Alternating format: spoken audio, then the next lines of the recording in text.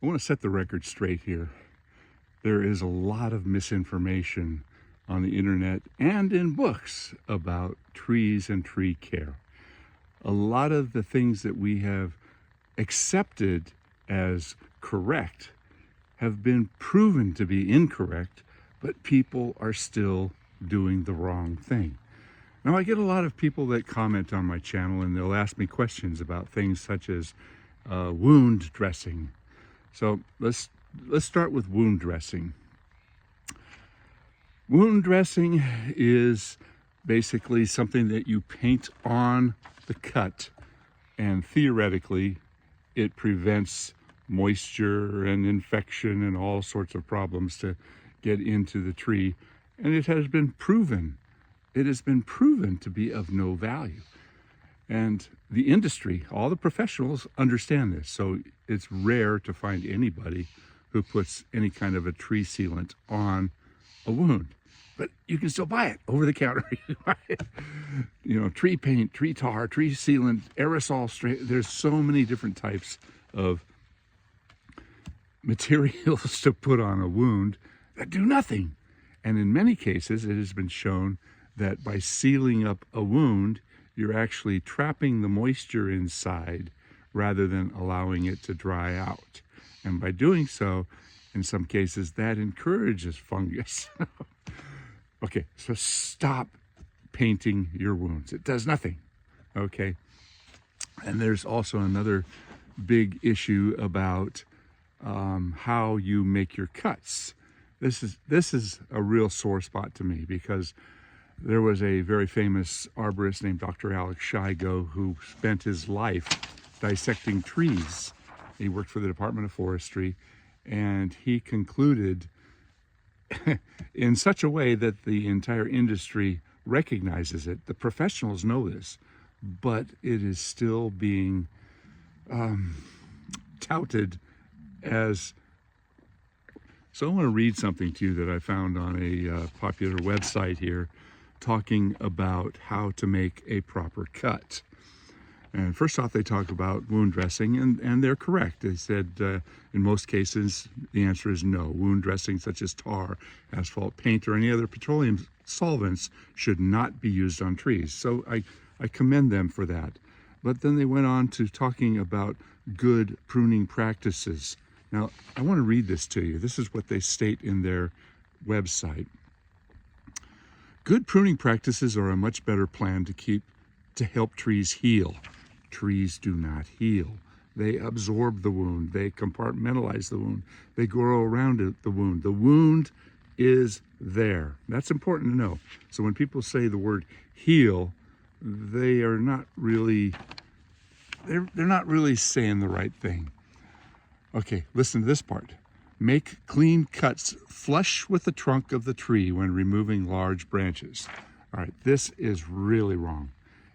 In our industry, the term flush cut, close to the trunk of the tree, means that you are violating the tree's ability to absorb that wound because you're breaking past the barriers of protection. Okay, a tree has a way of protecting itself from excessive decay by walling off the wound. If you cut too far, too close to the trunk, two things happen. One, you're making a much larger wound than you need to. You know, if you're making a cut that is 4 inches in diameter, and if you cut the collar off, and because you want it nice and clean and flush, that 4-inch cut now becomes a 6-inch cut, which increases the size of the wound, but you're compromising the tree's ability to wall off and encapsulate that wound. Very important. So flush cuts are wrong. Okay, they go on further to say straight cuts leave smaller wounds than angled cuts. Well, yeah, that's true. For the longest time in our industry, you know, people always said, well, make an angled cut so the water pours off. Well, a long angular cut does increase the size of the wound rather than a cut that is straight across. The straight across wounds are the closest.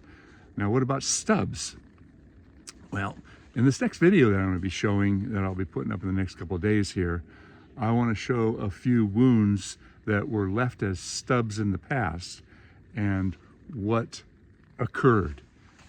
Sometimes you leave a stub because it's got some life left on it, and other times you leave a stub for possibly easier access to get up in the tree. But a stub is an area that's going to start rotting, and if you allow it to continue to rot, then that decay goes through the center of that stub and will get into the trunk of the tree. So ideally you want to make the cuts correctly, but in such a way that the wound will start callousing over and close up. That's the best possible thing that you can do. Now, I'm always telling my clients, try not to make large wounds whenever possible. A large wound on a trunk almost always leads to trunk decay. And I see it all the time. People will put in a new structure and there's big tree right here, has a big limb that goes right where the house is supposed to be, so they cut it off. Well, over the course of decades, it takes a while, over the course of decades, because it's such a large wound, that wound usually hollows out and leads to interior hollowing of the entire trunk of the tree. Now, in my business, people are always asking me, well, what can I do to fix it? Can I fill it? Can I put concrete in there? Can I put foam in there? Can I put something in there to make it better? Okay, people say it's holding water. Should I drill holes through the bottom so the water drains out? Well, these are also things that are not correct. It's been proven once again that there isn't any way to prevent the decay from spreading. Insects will still get in there, fungus will still get in there, and all you're doing by filling it with concrete or foam or anything is making it impossible to inspect it in the future so that you can make a wise decision on what you're going to do with the tree. So no, you don't fill the tree with anything. What about a hole to drain the water out? Well, adding additional wounding to the bottom of a decayed pocket is just going to spread the decay down through the trunk. Now, a wound is not good, but you can make it worse. So these are the points that I want to bring to you. I hope you continue to follow my channel, and if you want to learn more about trees and tree care, this is the place to be, all right? I spent my life as an arborist. This is my 51st year in business. I love what I do, and I'm at a point in my life where I'm trying to pass on that knowledge that I have gained to those of you, especially those younger people that are trying to get into this industry. It's a wonderful career. I truly love what I do, and it's kept me fit my whole life. So, aspiring arborists out there, you stick with me and I'll show you the ropes.